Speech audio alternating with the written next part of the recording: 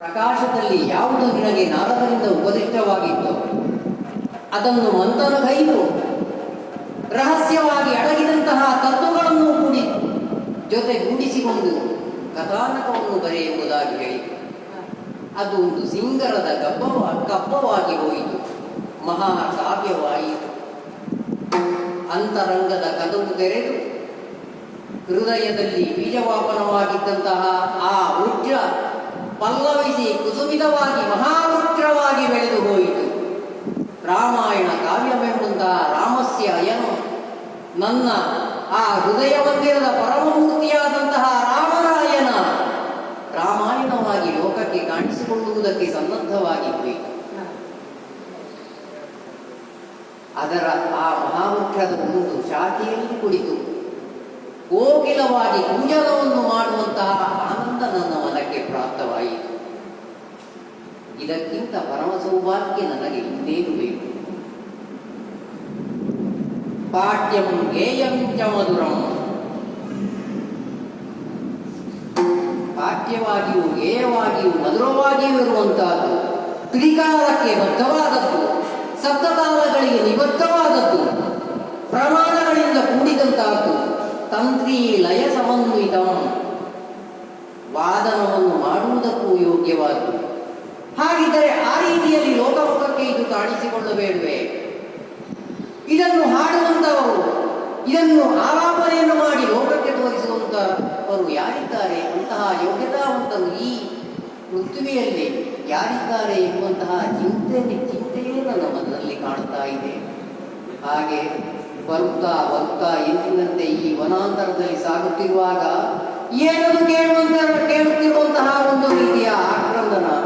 ಹಾಗಿದ್ದರೆ ಅಂದು ಕೇಳಿದಂತಹ ವಿಯೋಗ ಸಂತಪ್ತವಾದಂತಹ ಅದೇ ಆಕ್ರಂದನ ಪುನಃ ನನಗೆ ಕೇಳ್ತಾ ಇದೆ. ಅಲ್ಲ, ಈ ಎಲ್ಲ ದನಿಗಳು ನನಗೆ ಪರಿಚಿತವಾದಂತಹ ಈ ಎಲ್ಲ ದನಿಗಳ ಮಧ್ಯದಲ್ಲಿ ವಿಭಿನ್ನವಾದಂತಹ ಒಂದು ದನಿ ನನಗೆ ಕೇಳ್ತಾ ಇದೆ. ಅದು ಸ್ತ್ರೀಯೊಬ್ಬಳು ಬೋಧಿಸುವಂತಹ ರೋದನದ ಅರಣ್ಯದ ಮಧ್ಯದಲ್ಲಿಯೂ ನನ್ನ ಕಿವಿಗೆ ಸೂಕ್ಷ್ಮವಾಗಿ ಕೇಳುತ್ತಾ ಇದೆ. ಹಾಗಿದ್ದರೆ ಆರ್ಥವಾಗಿ ಯಾರೋ ಒಬ್ಬಳು ಕೂಗುತ್ತಾ ಇದ್ದಾಳೆ ಎಂದಾದರೆ ಆ ದನಿಯನ್ನೇ ಅನುಸರಿಸಿ ಆ ಕಡೆಗೆ ಹೋಗುತ್ತೇನಂತೆ. ಏನನ್ನು ಕಾಣುತ್ತಾ ಇರುವಂತಹದ್ದು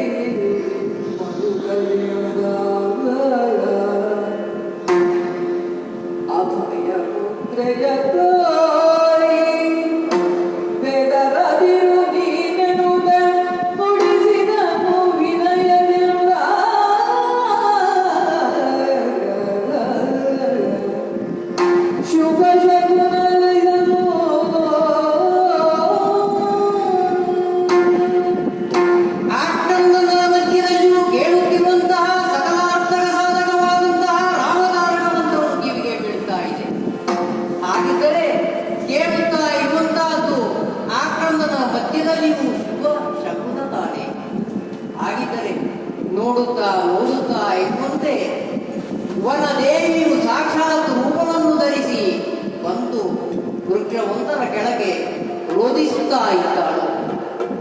ಅಥವಾ ದೇವತಾ ಸ್ತ್ರೀಯೊಬ್ಬಳು ಭೂಲೋಕದಲ್ಲಿ ಬಂದು ಯಾವುದೋ ಸಂಕಷ್ಟಕ್ಕೆ ಸಿಲುಕಿ ಆಕ್ರಂದನವನ್ನು ಮಾಡುತ್ತಾ ಇದ್ದಾಳು ಎಂಬಂತೆ ಮಹನೀಯಳೊಬ್ಬಳು ದಿವ್ಯ ದುಕೂಲವನ್ನುಟ್ಟು ಸಕಲಾಭರಣಗಳನ್ನು ತೊಟ್ಟು, ಆದರೆ ಕಣ್ಣಿನಿಂದ ಧಾರಾಕಾರವಾಗಿ ಅಷ್ಟು ಬಿಂದುಗಳು ಜಾರುತ್ತಾ ಇವೆ. ಸೂರ್ಯನು ಪಡುಗಡಲನ್ನು ಸೇರಿದಾಗ ಕಮಲವೊಂದು ಬಾಡಿ ಅದರ ದಳಗಳಿಂದ ಜಲಧಾರೆಯು ಹರಿಯುವಂತೆ ಆ ಮುಖಾರವಿಂದದಿಂದ ಜಲಧಾರೆ ಉಕ್ಕಿ ಹರಿಯುತ್ತಾ ಇದೆ. ಹಾಗಿದ್ದರೆ ನೇರವಾಗಿ ಹೋಗುವಂತಹದ್ದೇ.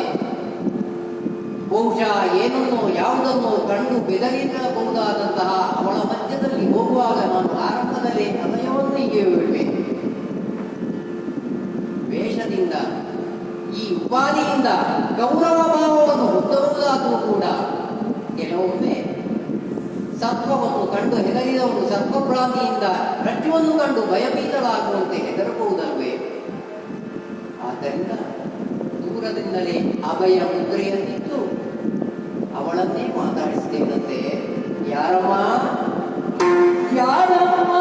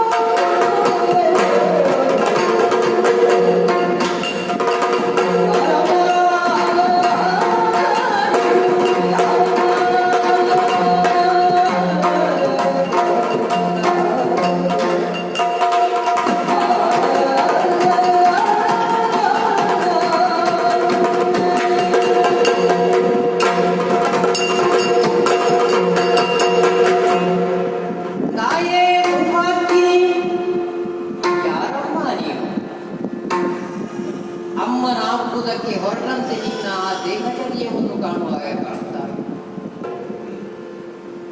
ಪ್ರಖರವಾದ ಸೂರ್ಯನ ಬಿಸಿಲಿಗೆ ಬಾಡಿದ ಬಳ್ಳಿಯಂತೆ ಇನ್ನೇನು ಭೂತಾಯಿಯ ಮಡಿಲಿಗೆ ನೀವು ಹೊರಗುತ್ತೀಯೋ ಎಂಬಂತೆ ಬಾಗಿ ಹೋಗಿ ಪಕ್ವವಾದ ಕದಳಿ ಬಲವಂತದಿಂದ ಬಾಗಿದಂತಹ ಆ ವೃಕ್ಷ ಹೇಗೆ ಬಾಗಿ ನೆಲಕ್ಕೆ ಬೀಳುತ್ತದೋ ಹಾಗೆ ನೀನು ಬಾಗಿ ಬಾಗಿ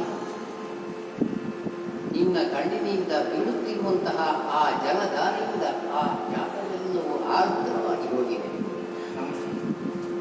ಅಮ್ಮ ಹುಟ್ಟಿನಿಂದಲೇ ಸೌಭಾಗ್ಯವನ್ನು ಪಡೆದುಕೊಂಡು ಬಂದಂತವಳು ಸ್ತ್ರೀ, ಹಲವು ಮುಖಗಳಿಂದ ಕಾಣಿಸಿಕೊಳ್ಳಬಲ್ಲಂತಹ ಮಹಾತ್ಮೆಯನ್ನು ಹೊಂದಿದವಳು ಸ್ತ್ರೀ. ಆದ್ದರಿಂದ ಪುಟ್ಟ ಮಗುವಿರಲಿ, ಇನ್ನೇನು ವೃದ್ಧಾಪ್ಯವನ್ನು ದಾಟಿ ಜೀವನಾಂತ್ಯಕ್ಕೆ ಸಾಗಿದಂತಹ ವೃದ್ಧಳಾದಂತಹ ಮಹಿಳೆಯರಿಗೆ ಎಲ್ಲರನ್ನೂ ಅಮ್ಮ ಎಂದು ಕರೆಯಬಹುದು. ನಿನ್ನನ್ನು ಕಾಣುವಾಗ ಆ ಗೌರವ ಭಾವ ಮತ್ತಷ್ಟು ಹೆಚ್ಚಾಗ್ತಾ ಇದೆ. ಆದರೆ ಮನದ ಮೂಲೆಯಲ್ಲಿ ಬೇಗುದಿಯೂ ಕಾಣ್ತಾ ಇದೆ.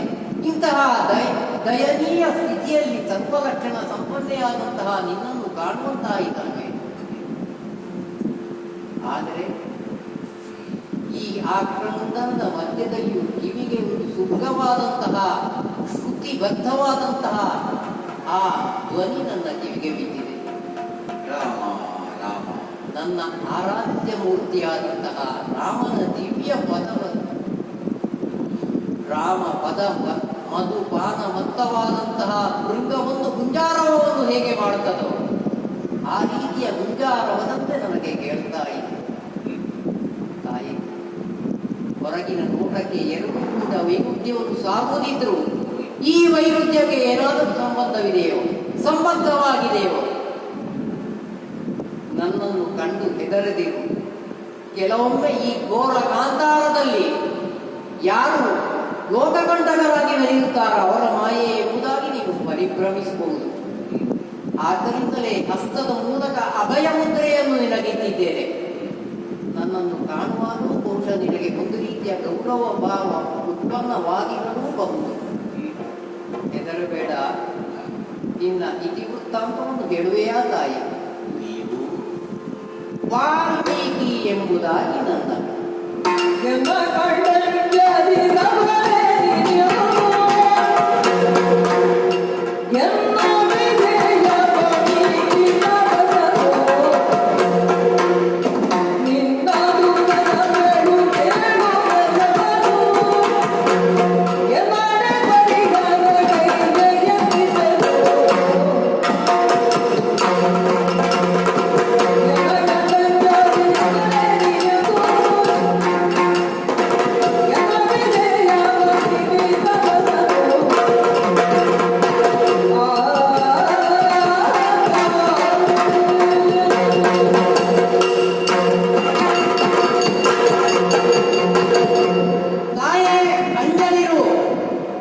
ಎಂಬುದಾಗಿ ಮತ್ತೊಮ್ಮೆ ಹೇಳುತ್ತಾ ಇದ್ದೇನೆ. ಹಾಗಿದ್ದರೆ ನನ್ನ ಸ್ವಪರಿಚಯವನ್ನು ನಾನು ಹೇಳಬೇಡುವೆ.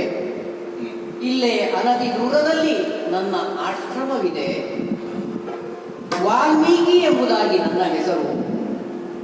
ಶಿಷ್ಯ ಸಂತೋಹದ ಜತೆಯಲ್ಲಿ ಆ ಆಶ್ರಮದಲ್ಲಿ ತಪಸ್ಸು ಸ್ವಾಧ್ಯಾಯಗಳನ್ನು ಮಾಡ್ತಾ ಕಾಲಯಾಪನೆಯನ್ನು ನಾನು ಮಾಡ್ತಾ ಇದ್ದೇನೆ.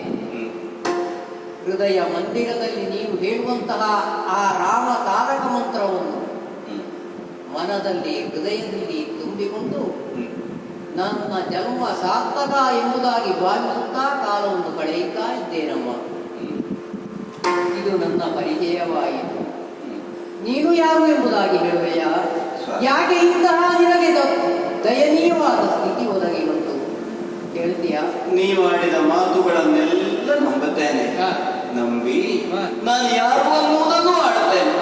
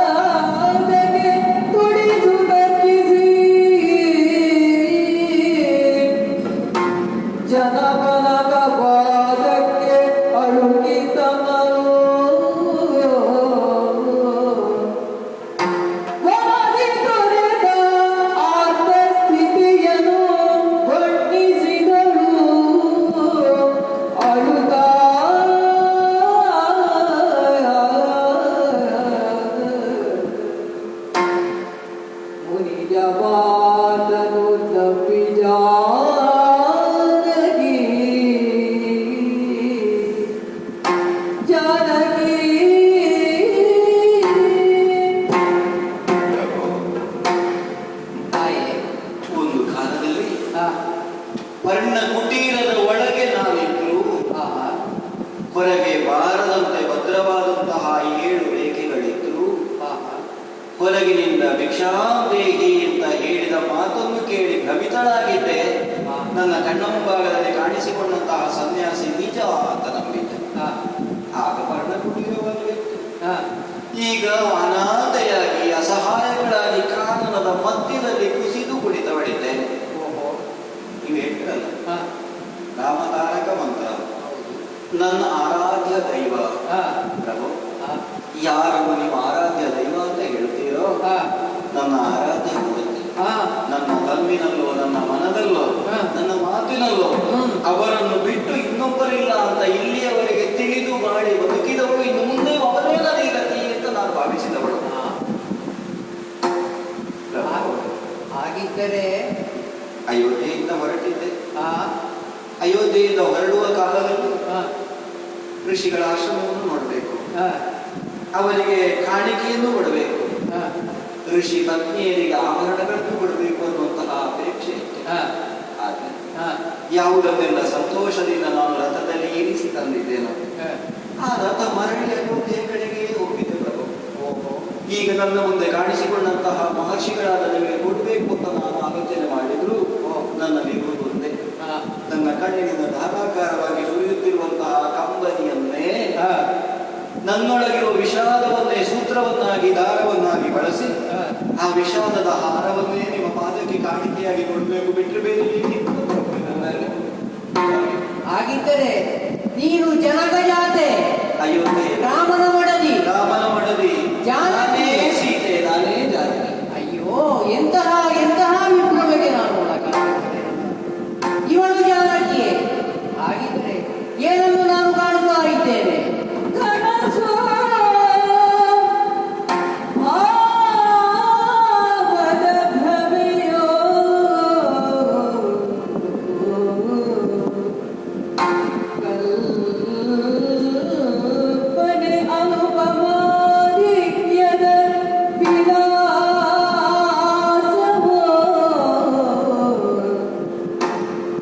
ನಿನ ಕುಲದ ವೃಕ್ಷದಳು ಮೂಡಿದ ಕಹಿ ಫಲವೋ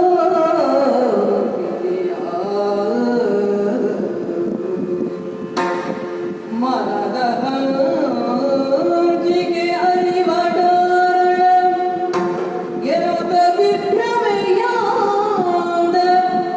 ಉಳಗಿದ ಕನುವಿಯಾಂದೆದುರಿಪ ಜಾನಕಿಯನ್ನು ಉಳಿಸಿದನು. ಮನದ ಹಂಚಿಗೆ ಅರಿವಡಾರಣ ಎನ್ನುತ್ತ ವಿಭ್ರಮೆಯಾದ ಉಳಗಿದ ಕನುವಿನಾದೆದುರಿಪ ವಾಸ್ತವವನ್ನು ತಿಳಿಸಿದನು.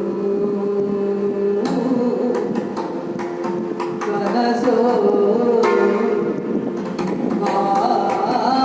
ಆತ್ಮದ ಭ್ರಮೆಯೋ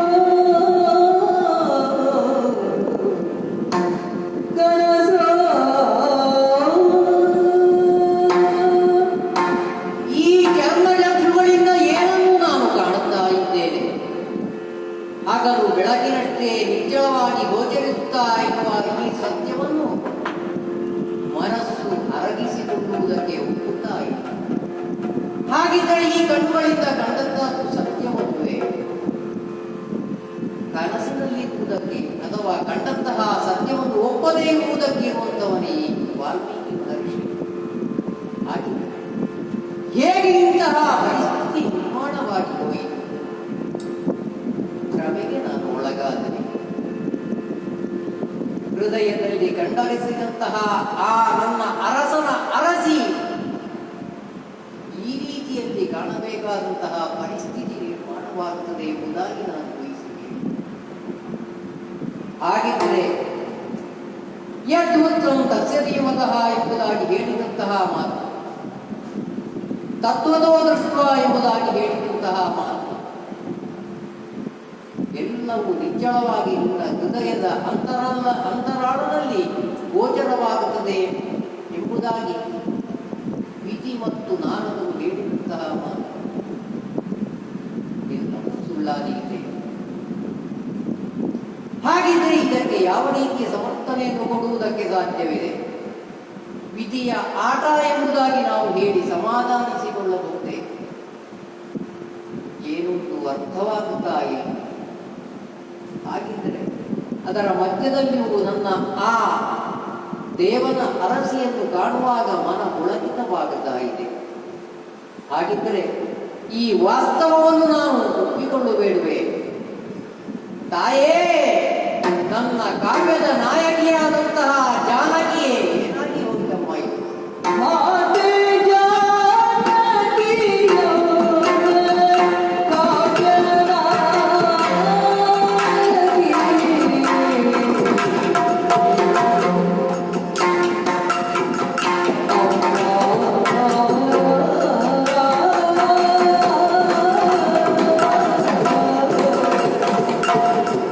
ದೇವಿ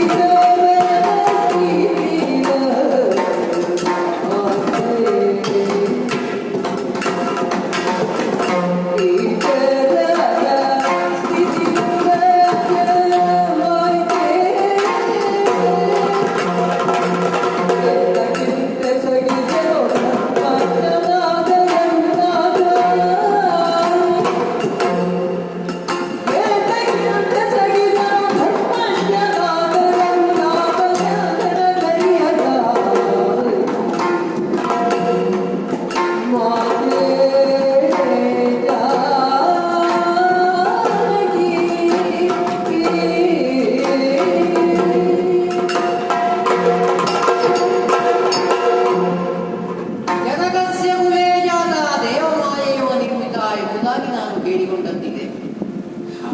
ನನ್ನ ಅಂತರಂಗದಲ್ಲಿ ಕಂಡಂತಹ ಆ ಸೀತಾಮಾತೆಯನ್ನು ನಾನು ಆ ರೀತಿ ವರ್ಣಿಸುತ್ತಿದೆ. ಸರ್ವ ಗುಣ ಸಂಪನ್ನ ನಾರೀಣ ಉತ್ತಮಾವಧು ಆಗಿರುವಂತಹ ಔತ್ತಮ್ಯವನ್ನು ಹೊಂದಿದಂತಹ ನನ್ನ ಸೀತಾಮಾತೆಗೆ ಇಂತಹ ಗತಿಯುಂಟೆ. ಆ ಗತಿಯು ಬರುವುದಕ್ಕೂ ಕಾರಣೀಕರ್ತನಾದಂಥವನು ನನ್ನ ಆರಾಧ್ಯನಾದಂತಹ ಮೂರ್ತಿ ರಾಮನೇ. ಏನಾಗಿ ಹೋಯಿತು ಹಾಗಿದ್ರೆ? ಧರ್ಮಜ್ಞನಾದಂತಹ ರಾಮನ ನಡೆಯ ಈ ನಡೆಯನ್ನು ಧರ್ಮವೆಂದು ಒಪ್ಪಿಕೊಳ್ಳುವುದಕ್ಕೆ ಆಗುತ್ತದೆ. ಎಲ್ಲಿ ಧರ್ಮ ಉಂಟು ಹಾಗಿದ್ರೆ? ಏನಾಗಿ ಹೋಯಿತು? ವಂಶದಲ್ಲಿ ವಂಶವೆಂಬಂತಹ ಮಹಾವೃಕ್ಷದಲ್ಲಿ ಇಂತಹ ಕಹಿಯಾದ ಫಲವನ್ನು ಹುಟ್ಟಿಕೊಂಡಿದೆ. ಅಲ್ಲ,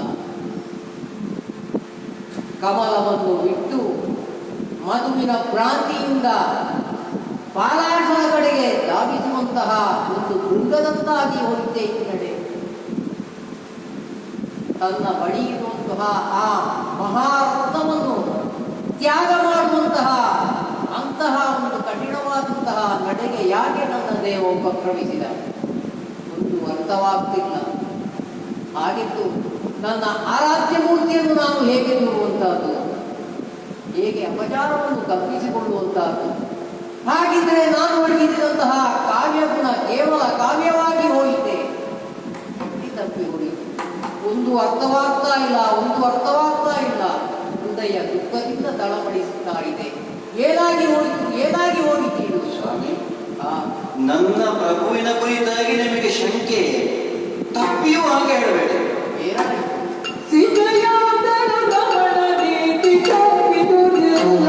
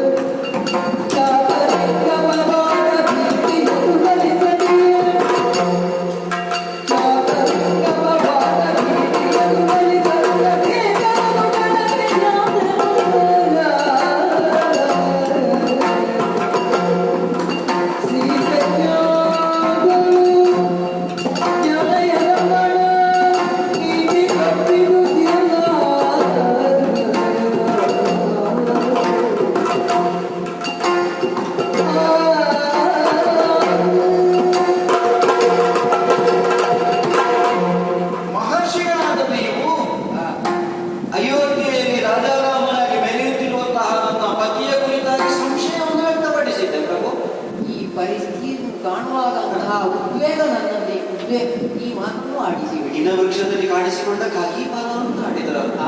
ತಪ್ಪಿಯೂ ಹಾಗೆ ಹೇಳಬೇಡಿ ಸ್ವಾಮಿ, ತಪ್ಪಿಯೂ ಹಾಗೆ ಹೇಳಬೇಡಿ. ಸೂರ್ಯ ವಿಷಯವು ನಾವು ಲೋಕದಲ್ಲಿ ಯಾವುದಕ್ಕೆ ಹೆದರದೇ ಇದ್ದು ಅಪವಾದಕ್ಕೆ ಅಂಜಬೇಕು ಅನ್ನೋದನ್ನು ನಾವು ಮೊದಲೇ ತಿಳಿದವರು. ಕೇಳಿದ ಒಂದು ಮಾತಿಗಾಗಿ ತನ್ನ ಹೆಂಡತಿಯನ್ನು ಮಗನನ್ನು ವಿಕ್ರಯಿಸಿದವರು ನಮ್ಮ ವಂಶದಲ್ಲಿ ಆಗಿ ಹೋಗಿದ್ದಾರೆ. ಹಾಗಾದ್ರೆ ರಾಜಾರಾಮನಾಗಿ ಅಯೋಧ್ಯೆಯ ಚಕ್ರವರ್ತಿ ಪೀಠದಲ್ಲಿ ವಿರಾಜಮಾನನಾಗಬೇಕು ಅಂತ ಬುದ್ಧಿಗೆ ಮಡದಿ ಜೊತೆಯಲ್ಲಿದ್ದೆ ಕಳಂಕ. ಈ ಭಾವ ಪ್ರಜೆಗಳಲ್ಲಿ ಹುಟ್ಟಿದ ಕಾರಣಕ್ಕಾಗಿ ಅವರು ನನ್ನನ್ನು ತ್ಯಜಿಸಿದ್ರು ಅನ್ನೋದು ಬಿಟ್ರೆ ಯಾವ ಭಾವದಿಂದಲೂ ಅಲ್ಲ, ಲೋಕಾಪವಾದದ ಭೀತಿಯಿಂದ. ನಿನ್ನ ತ್ಯಾಗವನ್ನು ಮಾಡಿದ್ದು ಕೂಡ ಧರ್ಮದ ನಡೆಯೇ ಅಂದ್ರೆ ನಾನು ಹೀಗೆ ಬರಬೇಕಾದ ನನಗೂ ಧರ್ಮವೇ ಆಗಿತ್ತು. ಅವರ ಸಹೋದರನಾದ ನನ್ನ ಮೈದುನನಾದ ಲಕ್ಷ್ಮಣನಲ್ಲಿ ನಾನು ಆಡಿದ್ದೆ, ಕರುಣಾಳು ರಾಘವನಲ್ಲಿ ತಪ್ಪಿಲ್ಲ. ಧರ್ಮಪತ್ನಿಯಾಗಿ ಸಹಚರಿಯಾಗಿ ಹೇಗೆ 14 ವರ್ಷಗಳ ಹಿಂದೆ ಅವರ ಜೊತೆಗೆ ನಾನು ಕಾಡಿಗೆ ಹೋದನೋ ಅದೇ ರೀತಿಯಾಗಿ ಈಗ ಪರಿತ್ಯಕ್ತಳಾಗಿ ಕಾನನದಲ್ಲಿರಬೇಕಾದ್ದು ನನಗೂ ಧರ್ಮ, ನನ್ನನ್ನು ಬಿಟ್ಟದವರಿಗೂ ಧರ್ಮ. ಹಾಗಾಗಿ ನೀವು ನನಸಲ್ಲಿ ಬಿಡಿ, ಕನಸಿನಲ್ಲಾದರೂ ನನ್ನವರು ತಪ್ಪಿ ನಡೆದು ಸಂಶಯವನ್ನು ವ್ಯಕ್ತಪಡಿಸಬೇಡಿ. ಹಾಗಿದ್ದರೆ ನನ್ನ ಬಾಯಿಂದ ಬಂದಂತಹ ಮಾತು ತಪ್ಪಾಗಿ ಹೋಗಿದೆ. ಧರ್ಮಜ್ಞ ಕೃತಜ್ಞ ಎಲ್ಲವೂ ಹೌದು. ನನ್ನ ಹಾಗಿದ್ದರೆ ನಾನು ಹೇಳಿದಂತಹ ಮಾತುಗಳು ತಪ್ಪಾಗಿ ಹೋದವೆ. ಅಲ್ಲ, ನನ್ನನ್ನು ಇಂತಹ ಒಂದು ಅಸಹಾಯಕ ಪರಿಸ್ಥಿತಿಯನ್ನು ಕಾಣುವಾಗ ನಿಮ್ಮ ಮನಸ್ಸಿನಲ್ಲಿ ಅಂತಹ ಮಾತುಗಳು ಒಡ ಮೂಡಿದ್ರೆ ಅಪರಾಧ ಅಲ್ಲ, ಅದು ಸತ್ಯ ಅಲ್ಲ. ಹಾಗಿದ್ರೆ ಧರ್ಮದ ನಡೆಗಾಗಿ ರಾಮನು ನಿನ್ನನ್ನು ತ್ಯಾಗ ಮಾಡಿ ಜೀವ ತುಲ್ಯಳಾದಂತಹ ಸೀತೆಯನ್ನು ತ್ಯಾಗ ಮಾಡುವುದು ಕೂಡ ಆ ತ್ಯಾಗದಲ್ಲಿಯೂ ಕೂಡ ಅವನು ಪರಮಾರ್ಥವನ್ನೇ ಕಂಡುಕೊಂಡಿದ್ದಾನೆ. ಸೀತಾರಾಮನಾಗುವುದಕ್ಕಿಂತಲೂ ರಾಜಾರಾಮನಾಗುವುದೇ ಹೆಚ್ಚು ಸರಿ ಅಂತ ಕಾಣಿಸಿರಬೇಕಲ್ಲ. ಹಾಗಿದ್ದರೆ ಇಬ್ಬರನ್ನು ಒಂದೇ ಒಟ್ಟಿಗೆ ಕಾಣುವಂತಹ ಯೋಗ ನನಗೆ ಸತ್ಯ ಪ್ರಾಪ್ತವಾಗಿಲ್ಲ ಎಂಬುದಾಗಿ ನಾನು ತಿಳಿಯುತ್ತಾ ಇದ್ದೇನೆ. ಪ್ರಜಾಪತಿಯಾದಂತಹ ರಾಮನನ್ನು ಕಾಣಬೇಕು ಎಂಬಂತಹ ತೀವ್ರವಾದಂತಹ ಹಂಬಲದಲ್ಲಿ, ಆದರೆ ಪ್ರಜಾಪತಿಯಾದಂತಹ ಸೀತಾಮಾತೆಯನ್ನು ಕಾಣುವಂತಹ ಪರಮ ಸೌಭಾಗ್ಯ ಈಗ ಪ್ರಾಪ್ತವಾಗಿದೆ. ಯಾಕೆ ಆ ಮಾತನ್ನು ಹೇಳಿದೆ? ನಿನ್ನ ತಾಯಿ ರತ್ನಗರ್ಭೆಯಂತೆ ಅಗೆದರು ಒಗೆದರು ಬಗೆದರು ಅಗೆದು ಕೊಡುವಂತವಳು ನಿನ್ನ ತಾಯಿ. ಅಂತಹ ಕ್ಷಮಾಗುಣವನ್ನು ನಿನ್ನಲ್ಲಿ ನಾನು ಕಾಣ್ತಾ ಇದ್ದೇನೆ. ಮತ್ತು ಉತ್ತತ್ವದಲ್ಲಿ ನೀನೂ ರತ್ನಗರ್ಭೆಯು ಇನ್ನು ವಂಶಾಂತವ್ಯಕ್ಕೆ ರತ್ನಗಳನ್ನು ಕೊಡುವಂತಹ ಆ ರತ್ನಪ್ರಾಯವಾದನ್ನು ನಿನ್ನ ಆ ಬಸಿನಲ್ಲಿ ನೀವು ಅಡಗಿಸಿದ್ದೀರಿ. ಸೂರ್ಯವಂಶದ ಗುಡಿಗಳು ಸದ್ಯಕ್ಕೆ ನನ್ನ ಉದರದಲ್ಲಿದೆ. ಆ ದೃಷ್ಟಿಯಿಂದ ನೀನೂ ಧರ್ಮದಿಂದ ವ್ಯತಿಕ್ರಮಿತಳಾಗಿ ಇಂತಹ ದಯನೀಯವಾದಂತಹ ಸ್ಥಿತಿಯಲ್ಲಿ ಇದ್ದು ಕೂಡ ಜೀವತ್ಯಾಗದಂತಹ ಒಂದು ಏಸುವ ಕೆಲಸವನ್ನು ನೀನು ಮಾಡಲಿಲ್ಲ. ಹಾಗಿದ್ದರೆ ನಮ್ಮ ಈ ಕಾಣುವಂತಹ ಒಂದು ಯೋಗ ಅದು ಭಗವಂತನ ಕೃಪೆ ಎಂಬುದಾಗಿ ಭಾವಿಸಿಕೊಳ್ಳಬೇಕಾಗುತ್ತದೆ. ಅದುವೇ ಮತ್ತು ವನವಾಸವೆಂಬಂತಹ ಅಥವಾ ವನವಾಸಿಗಳನ್ನು ಕಾಣಬೇಕು ಎಂಬಂತಹ ಹಂಬಲ ಬಸಿರನ್ನು ಹೊತ್ತಂತಹ ನಿನ್ನ ಹೃದಯದಲ್ಲಿ ಆ ಉದ್ದೇಶದಿಂದಲೇ ಹೊರಟವರು ಒಂದರ್ಥದಲ್ಲಿ ಪರೋಕ್ಷವಾಗಿ ನನ್ನ ಆರಾಧ್ಯನಾದಂತಹ ಆ ರಾಮನೇ ಯೋಗವನ್ನು ಕೂಡಿಸಿ ಬಿಟ್ಟನು ಎಂಬುದಾಗಿ ನನಗೆ ಭಾಸ ಮಾಡ್ತಾರೆ. ಅಲ್ಲದಿದ್ದರೆ ಮುಖ್ಯವಾಗಿ ಬಹುಶಃ ಅನುಜನಾದಂತಹ ಲಕ್ಷ್ಮಣನಲ್ಲಿ ಅವರು ಹೇಳಿರಬಹುದು, ತಮಸಾ ತೀರದಲ್ಲೇ ನೀನು ಒಳಗೆ ಬಿಟ್ಟು ಅಲ್ಲದೆ ಈ ಸಮೀಪದಲ್ಲೇ ನಿನ್ನನ್ನು ಕಾಣುವಂತಹ ಯೋಗ ನನಗೆ ಕೂಡಿ ಬರ್ತಿದ್ದೆ ಹೇಳು. ಹಾಗಿದ್ರೆ ಆದದ್ದೆಲ್ಲವೂ ಒಳ್ಳೆಯದಕ್ಕೆ ಆಯಿತು ಎಂಬುದಾಗಿ ನಾವು ಭಾವಿಸಿಕೊಳ್ಳಬೇಕಾಗುತ್ತೆ. ಒಳ್ಳೆಯದೇ. ಯಾಕೆಂದರೆ ವಿಶ್ವಾಮಿತ್ರರಂತಹ ಮಹನೀಯರಿಂದ ಉಪದೇಶಿತನಾಗಿ ಲೋಕದ ಬೆಳಕನ್ನು ಕಂಡಂತವನು ರಾಮ. ಹಾಗಿದ್ದರೆ ಮುಂದಿನ ಆ ರತ್ನಗಳನ್ನು ಹೊತ್ತಂತಹ ನೀರು ಈ ಕಡೆಗೆ ಬರುವಂತೆ ಆಗುವಂತಹ ಆ ಒಂದು ಸಂದರ್ಭ ಬಂದದ್ದು. ಬಹುಶಃ ಉತ್ತಮವಾದ ಸಂಸ್ಕಾರವನ್ನು ಭವಿತವ್ಯದಲ್ಲಿ ಕಾಣಬೇಕು ಎಂಬಂತಹ ದೃಷ್ಟಿ ಪ್ರಜಾ ಎನ್ನುವಂತಹದ್ದು ಪ್ರಕರ್ಷೇಣ ಜಾಯಿತೆ, ಮತ್ತೆ ಹುಟ್ಟುವಂತಹದ್ದು ಪರಂಪರೆ ಮುಂದಕ್ಕೆ ಹೋಗಬೇಕು. ಆದರೆ ಉಳಿದೇ ಆಯಿತು ಎಂಬುದಾಗಿ ತತ್ಕಾಲಕ್ಕೆ ನಾವು ತಿಳಿಯಬೇಕಾಗುತ್ತದೆ. ಉದ್ವೇಗದ ಬರದಲ್ಲಿ ನಾನು ರಾಘವನನ್ನು ಶಂಕಿಸಿದ್ದು, ರಾಘವನ ಶೀಲವನ್ನು ಶಂಕಿಸಿದ್ದು ಅಪರಾಧವಾಗಿ ಹೋಗಿದೆ ಎಂಬುದಾಗಿ ಕಾಣ್ತಾ ಇದೆ. ನಿನ್ನ ಮಾತನ್ನು ನಾನು ಒಪ್ಪಿಕೊಂಡಿದ್ದೇನೆ. ಹಾಗಿದ್ರೆ